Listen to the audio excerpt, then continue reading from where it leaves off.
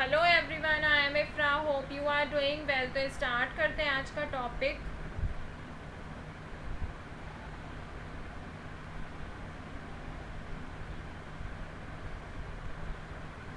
लिखते हैं यहाँ पर वोकेबलरी।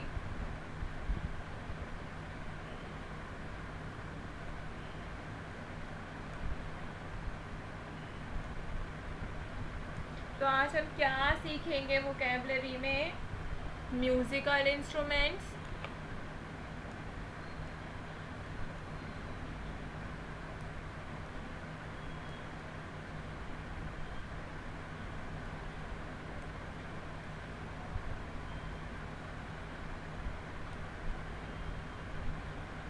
ठीक है। म्यूजिकल मतलब संगीत के जो इंस्ट्रूमेंट्स होते हैं, जैसे वायलिन, गिटार, इन सबको क्या बोलते हैं और इनका ट्रांसलेशन सीखेंगे, ठीक है। वो कैप करना इम्पॉर्टेंट है, इसलिए हम सभी चीज़ों के बारे में एक एक बार पढ़ रहे हैं, ज़्यादा डिटेल में नहीं जा रहे हैं, बस ऊपर ऊपर से वर्ड्स पढ़ रहे हैं, ठीक है। तो म्यूज़िकल इंस्ट्रूमेंट में जैसे कि फर्स्ट लेते हैं हम बेल। बेल को क्या बोलते हैं? घंटी, ये तो पता ही है, ठीक है। और क्या होता है? सिंबल। सी सिंबल जो होगा वो एस से नहीं होगा, किससे होगा? सी से। CYMBAL,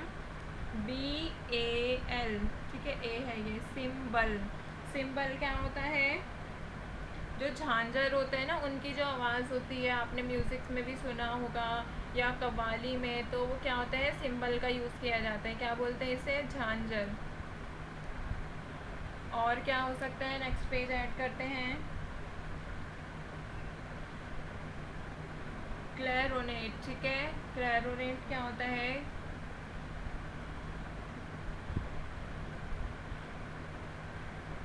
क्लैरोनेट होता है शहनाई। ये तो शादियों में बजाई जाती है शहनाई, तो क्या होता है? उसको क्या बोलते हैं? क्लैरोनेट। उसको हिंदी में शहनाई बोलते हैं। मोस्टली लोग जो होते हैं यहाँ पर शहनाई के नाम से जानते हैं, ठीक है। और क्या होता है? ड्रम। ड्रम तो पता ही होगा सबको। ड्रम क्या होता है? ढोल, नगाड़ा जो होता है, तो हम ढोल लिख देते हैं, ठीक है।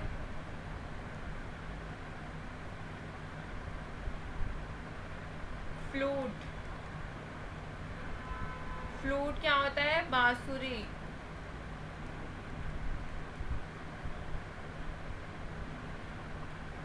नेक्स्ट देखते हैं, जैसे कि गिटार।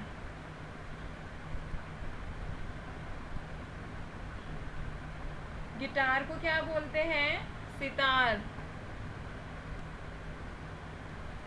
गिटार बजाना काफ़ी लोगों को अच्छा लगता है, मेरा भी फेवरेट है, तो गिटार, ठीक है, सितार। आगे देखते हैं गोंग। गोंग बजाए जाते हैं काफ़ी जगह पर, तो उसे क्या बोलते हैं? घंटा। जो वो बहुत बड़ी सी बैल होती है ना, उसे बोला जाता है गोंग, ठीक है। नेक्स्ट देखते हैं हारमोनियम। तो हारमोनियम को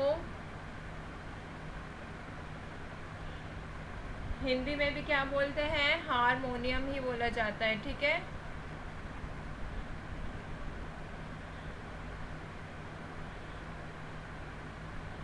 आगे देखते हैं और क्या हो सकता है? पियानो। पियानो भी पता ही है सबको। पियानो को भी क्या बोलते हैं? पियानो ही कहा जाता है। कुछ वर्ड्स ऐसे हैं जिनको सेम प्रोनाउंस किया जाता है, चाहे वो इंग्लिश लैंग्वेज हो चाहे वो हिंदी लैंग्वेज हो, ठीक है। एक और देखते हैं टैबर। जो ओ है यहाँ पे आ का साउंड आएगा। टैबर, टैबोर नहीं, टैबर, ठीक है। ये क्या होता है? तबला। ये भी म्यूज़िक में यूज़ किया जाता है। क्या होता है? तबला, सॉन्ग्स में, ठीक है। आगे देखते हैं टमटम। टमटम का मतलब क्या होता है? ढोलक।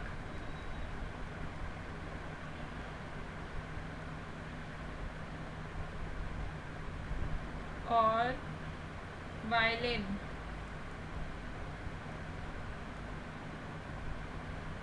वायलिन क्या होता है? वीणा, या इसको और क्या बोल सकते हैं? वीणा के जगह सारंगी, ठीक है। हिंदी में तो मुझे भी नहीं पता है वीणा होता है, बट हम लोग क्या बोलते हैं? मोस्टली वायलिन ही बोलते हैं, ठीक है। एक होता है विसिल। तो लोग विसिल भी करते हैं, मतलब कि सीटी बजाते हैं। तो विसिल का मतलब क्या होता है? सीटी। तो यहाँ पर हमने कुछ म्यूज़िकल इंस्ट्रूमेंट देखे और उनके हिंदी में ट्रांसलेशन देखे। अब वो कैप करते हैं ज्वेलरी, एंड यहाँ पर लिखते हैं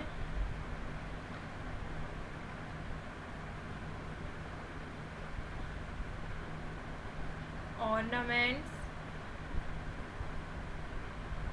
and jewels।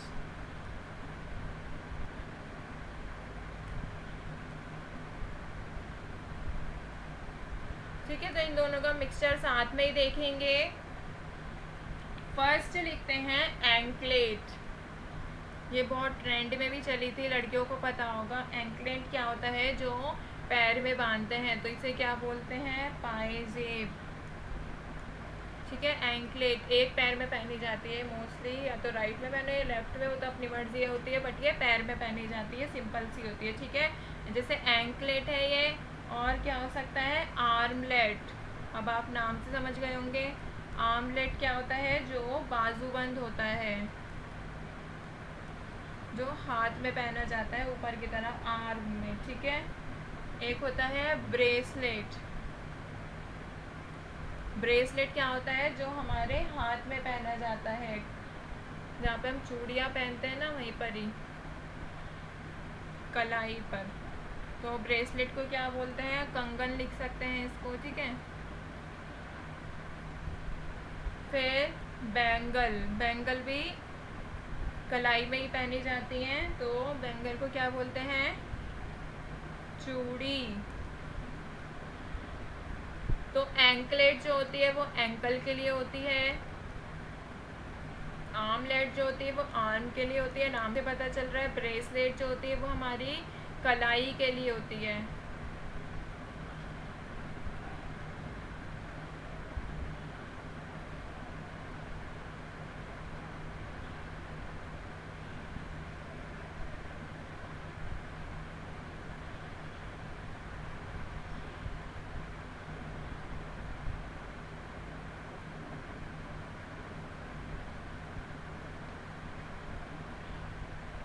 रिस्ट। और जो बैंगल होती है ये भी किस में पहनी जाती है? रिस्ट में, कलाई में पहनी जाती है। ठीक है, आगे देखते हैं और क्या हो सकता है। क्लिप।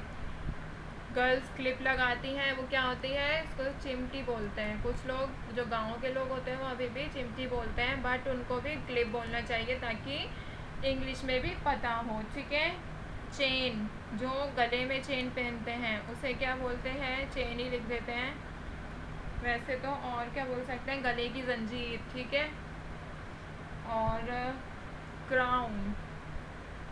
क्राउन क्या होता है? जैसे मिस वर्ल्ड, मिस इंडिया ये सब होते हैं, तो इनको एक क्राउन पहनाया जाता है। तो क्राउन का मतलब क्या होता है?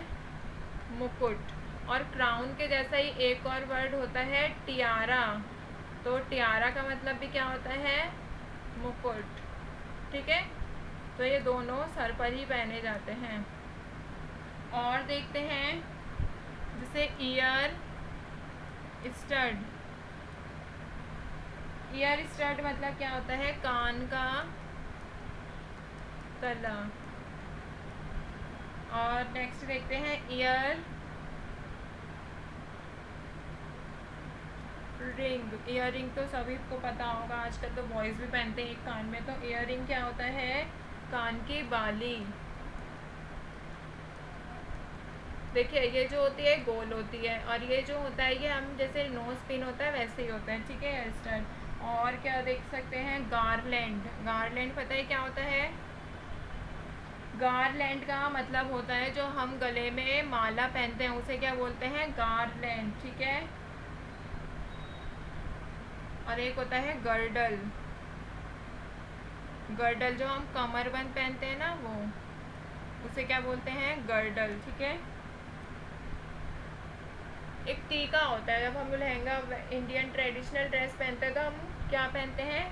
टीका पहनती हैं गर्ल्स, तो उसको क्या बोलते हैं? Head locket. हेड का लॉकेट होता है तो वो क्या होता है? टीका। और लॉकेट का मतलब तो पता ही है आपको, लॉकेट ही होता है। और नोज रिंग, नाक में जो रिंग पहनी जाती है जो छोटी सी बाली की तरह होती है, ठीक है। नोज पिन होता है जो नाक में जो कील मतलब जो अंदर चली जाती है वो। नेकलेस भी पता है आपको, लिख देती हूँ, बट नेकलेस को क्या बोला जाता है? गले का हार, हार को ही तो बोलते हैं नेकलेस, ठीक है। और क्या होता है? स्टड। स्टड का मतलब क्या होता है? जो हमारी कमीज़ होती है, मतलब जो हमारे ऊपर का कपड़ा होता है, शर्ट वर्ट, तो उनका जो बटन होता है, बटन, उसको क्या बोलते हैं? स्टड बोलते हैं, ठीक है। टियारा भी बता दें। एक होता है रेथ, इसको भी क्या बोलते हैं? माला। माला मैंने आपको यहाँ पर ही बताया था। गार्लैंड को भी बोलते हैं और रेथ को भी बोलते हैं। आप इनमें से कुछ भी यूज़ कर सकते हैं, ठीक है। तो यहाँ पर हमने क्या देखा है? ऑर्नामेंट्स एंड ज्वेलरी की बात की है कि गर्ल्स की कौन सी होती हैं। तो आप अपने आजकल तो खैर सभी पहन लेते हैं, बस हार वार नहीं पहनते बॉयज़, ठीक है। और बाकी ये क्या है कि म्यूज़िकल इंस्ट्रूमेंट में कौन कौन सी चीज़ को क्या बोला जाता है। तो आपकी वोकेबलरी स्ट्रॉन्ग होनी चाहिए। आप इसको 2-3 बार पढ़ेंगे ना तो आपको खुद ही याद हो जाएगा। आप नोट करिए कॉपी में एंड इसको 2-3 बार पढ़ेंगे तो आपको ये माइंड में बैठ जाएगा। फिर आपको जिस लैंग्वेज में नहीं पता आप उस लैंग्वेज में बोलेंगे तो फार बेटर रहेगा। बट आप याद रखिए कि ज़्यादा आपको क्या पता होना चाहिए? इंग्लिश में पता होना चाहिए, ठीक है। इंग्लिश पे फोकस करना है। तो मिलते हैं नेक्स्ट वीडियो में। Stay tuned and thank you.